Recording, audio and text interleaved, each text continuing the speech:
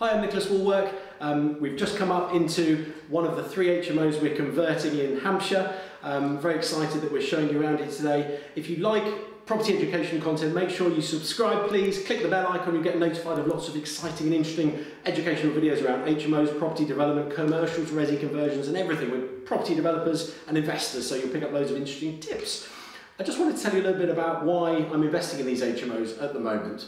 If you look at the clicks around on the playlists around on the channel, you'll see some chats today with Ben Collins that we've been doing today and filming those. There'll be videos associated with that. He's our project manager on these 3 sites, one of my mentees, first ever project management experience. Make sure you check those videos out. Really interesting stuff.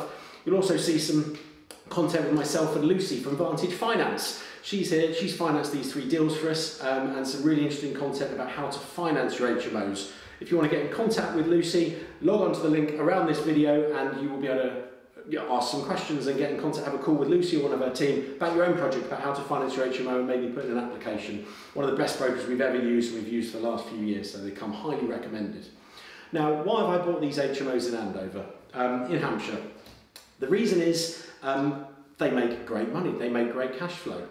As you'll see from the video tours of this and the project management videos, which you need to check out again, you'll see that they're quite new builds, so they're under sort of 10, 12 years old, only about 12 years old roughly, new build estate. There's minimal work to be done.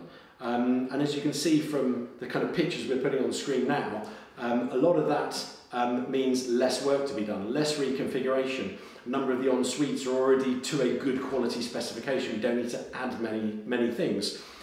In this one in particular, we're adding a couple of en-suites to, where we've segregated a massive lounge dining room into 2 bedrooms, both with luxurious en-suites. So that's most of the work we've had to do. A bit of reconfiguration, fire alarms, fire doors, bringing the specifications, space and safety standards, up to speed. In a couple of the rooms, we've had to bring the space standards up to speed, where we've moved a wall into the kitchen and made the kitchen slightly smaller, so the bedroom hits the minimum size requirements. Actually, it's a fair bit over it now.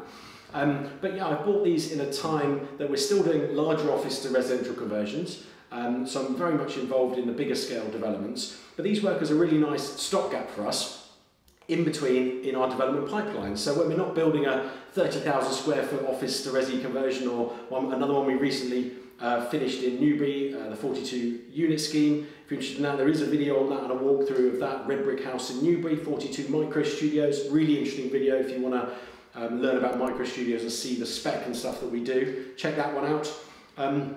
But when we're not building the bigger stuff, these little conversions we can knock out in a month or 2, and we've got a 5 to a 7 bed HMO. The 7 will be subject to planning because it falls into the sui generis use class currently. So anything up to 6 beds can be up to C4 use. Anything over that needs a planning app. So we'll be putting in a planning app for that 7th bedroom, and I don't see why we wouldn't get it. We've got lots of parking, lots of amenity space, lots of bin storage, bike storage. We've got a garage as well, so that should, in theory, go through nice and easily. So yeah, they make a nice stopgap. They're still brilliantly cash flowing. We're purchasing in the southeast of England, lots of towns throughout the M3, M4, M40 corridor, everything around the sort of southeast of England, all around Essex and Kent, on the suburbs, the suburbs I would call them. That's where I love to invest because it's not as expensive as somewhere like central London. Even places like central Reading, where we've got a ton of stock, it's now getting very expensive, almost unviable to buy stuff there. So you want to be in kind of like the smaller villages, and not villages, smaller towns around them. Still need good transport links, ideally a train line into London. But if you have to do another 10 minutes on the train to London, not the end of the world. These kind of satellite towns are kind of where I see the real opportunity, where there's lots of industrial estates, lots of professionals, decent amount of shopping. Those are the kind of places where you can still pick up HMOs at a sensible price in the southeast of England. Now I specialise mostly in the southeast of England because that's where I'm from. And as you'll know, watching my YouTube videos, I advocate investing, if you possibly can, within an hour or hour and a half of where you live, because you can get to it easily, you can manage it easily, you can keep an eye on it more easily. You shouldn't be buying properties and analysing them on a case-by-case basis as they get thrown at you. That's no good, because you know what, you don't know the area. And actually, if you don't know the area, that adds a significant amount of risk to your decision making. If you know the area inside out, you know when a little gem pops up and you're like, there's the nugget of gold I've been waiting for the last couple of months, and you go and jump on it, and you can maybe pay a little bit more than other people because you know it works. You're so certain of your numbers. Certainty de-risks it for you. Certainty makes you get ahead of the game and allows you to win the deal, basically. You can use all that local knowledge to make sure you win the right deals and you don't overpay for deals and you make a profit on each deal. So I guess I just wanted to share with you some of the reasons we bought these HMOs. As I said, I've got one of my mentees, Ben, working on these project management for me. His learning curve has been brutally steep. Check out the videos from myself and Ben on the project management. Ben's doing a bit of a walkthrough tour of each of these sites. So if you want to see them in more detail, log onto the channel, make sure you look around. You'll find those project management of 3 HMOs. You'll find those videos really worth a watch. Please subscribe to the channel if you want more great educational content.